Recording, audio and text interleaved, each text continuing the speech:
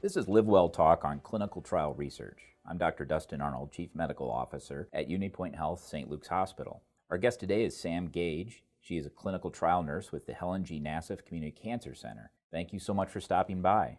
Thank you. It's great to be here. One of the fundamental tenets of medicine is research that can lead to better outcomes and et cetera. And so could you just explain what exactly is a clinical trial?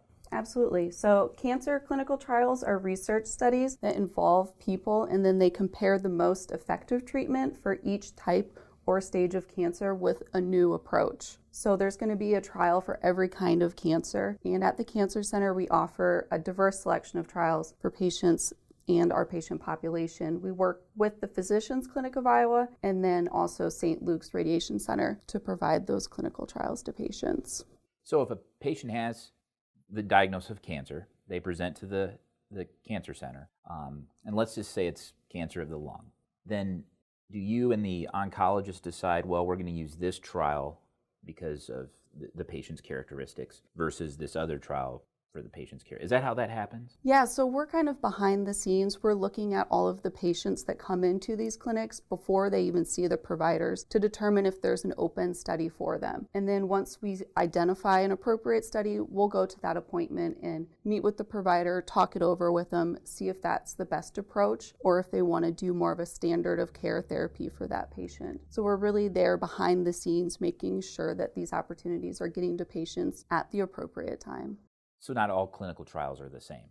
That's right. They're not all the same. In fact, most people think that clinical trials are just for people that have advanced cancer that's not responding to treatment, but there are trials for all types and stages of cancer. So anytime that you have a loved one or yourself need treatment for cancer, it's definitely good to consider a trial.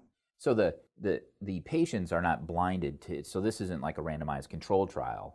This is a clinical trial, so you're following a protocol that on some level might be experimental to treat that cancer, correct? Absolutely. There are different types of clinical trials. So there are randomized trials where it's like a one-to-one randomization. You'll either get a medicine or you'll get observation or you'll get a new investigational drug, or you'll get a placebo. So we do offer those opportunities. Okay. Those would be called interventional trials, where you're looking at a new investigational product to see if that's better than the standard care. Okay, that's interesting.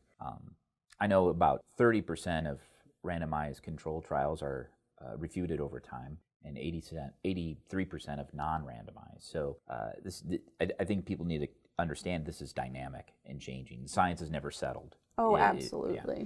Does the patient know that they're in a clinical trial, and can they say, I'm just not interested? Absolutely. There's no way to get on a clinical trial without knowing that you're on one. There's a lot of safety measures put in place to make sure that patients understand exactly what it is to be on the study that they're going to go on to. There's an informed consent process that happens before any patient can enroll. So we sit down with the patient, we go through this long document that tells them everything, the risks, the benefits, potential outcomes, and then they really have to make that decision themselves to participate. It's all voluntary. Even if they sign up and then something happens in their life down the road and they can't participate anymore, they have that option to drop out. So clinical trials really are driven by safety first, and the first part of that is that the patient knows and understands exactly what trial that they're getting onto. So they're not guinea pigs. Absolutely. That's a big misconception. Patients say that to me all the time. I don't want to just sit there and be your guinea pig for some research study.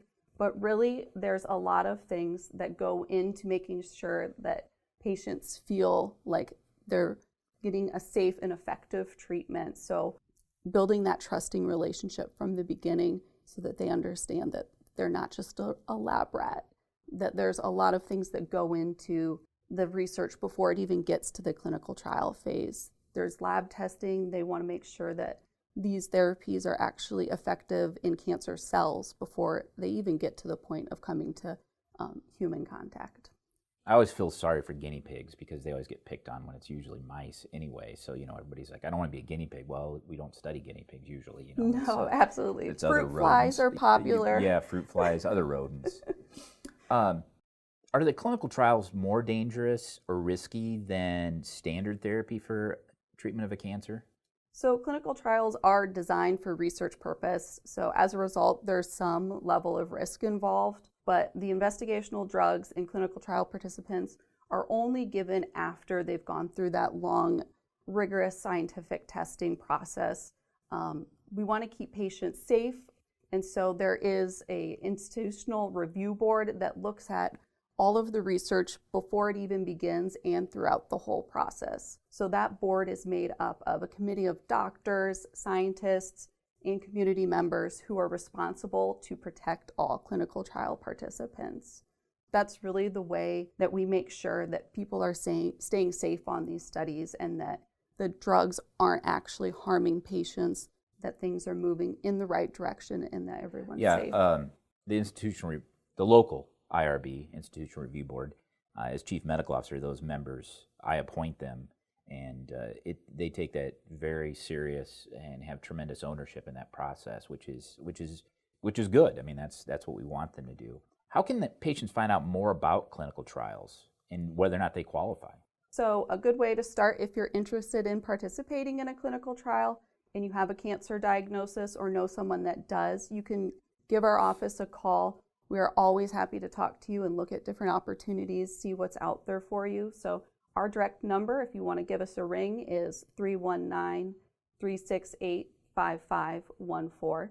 And that's directly to the research department, so we can go over any opportunities that might be available to you.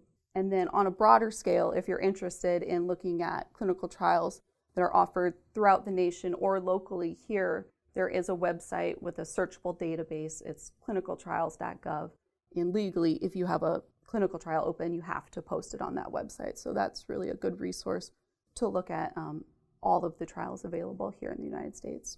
And is there a reporting milestone during trials that you report, at 6 months, this is what we're seeing, and who is that reported to? The IRB? So the IRB will do yearly reviews with us. We have to continue to show that the research is being done correctly, that we're following the protocol, that there's no safety concerns, any adverse events that we have to report, we report to them. And then at the level of who designed the protocol or the clinical trial, they have interim data analysis where they'll sort of do a hard stop on the data entry and everyone will sit down and evaluate, okay, what are the safety risks? Do we have any trends that are forming? Do we need to shut down this protocol? Or is it going in the right direction? Can we keep it open? So those things are all kind of happening simultaneously as the protocol is going forward, as people are enrolling. So, yeah, because you do hear that when you read studies that sometimes a trial is suspended or discontinued because of risk, and other times it's because it works and there's no need to go on with the trial because we've proven that it does work. Which it really is exciting because this is how we continue to develop new medicines, new treatments, extend the longevity for people that have the survival rates for people that have cancer. I mean, in my 20 some odd years of practice, the survival rate, 5-year survival rate for lung cancer is phenomenal now. It used to be single percentage, and as you know, it's like 30 or 40%, depending on what type of lung cancer, of course. Sure. One last question. What got you interested in the clinical trial over at the Cancer Center? So as I got into nursing, as many people do, because they want to help people in a time that they need it the most. And the nice thing about nursing is there are so many different avenues, different types of nursing roles. I really enjoy kind of figuring out the larger picture and understanding why we do what we do and why we treat patients a certain way. So when I was looking for career in nursing, I wanted to find something that kind of melded those two opportunities. So I get to have that direct one-on-one patient care with these patients that enroll on a trial, and then also I know that the work we're doing on a larger scope is really helping the benefit of the greater good to try and get those the best therapies out there to people. Yeah, I think like a lot of things in life, and particularly medicine, when you realize you're part of a bigger story that's unfolding, you take a lot of pride in that, and that's phenomenal. The patients take a lot of pride in that too. I think that's one of the things that people don't realize when they first sign up for a trial, how they're going to feel, and at the end of it, they always that's one thing I hear very frequently, is that they're happy to have been able to contribute on a larger scale. Yes, absolutely. I think it's always admirable the degree of sense of duty that patients have when they're in these scenarios. This job is about humanity, and each day I'm reminded of how phenomenal healthcare providers are, as well as the patients, and it's why I come to work every day. That's really great information. Thank you so much for taking the time to come over and talk to me. Again, this was Sam Gage. She is a clinical trial nurse at the Helen G. Nassif Community Cancer Center. If you have a topic you'd like to suggest for our Talk On podcast, shoot us an email at stlukescr@unitypoint.org. We encourage you to tell your family, friends, neighbors, strangers about our podcast. Until next time, be well.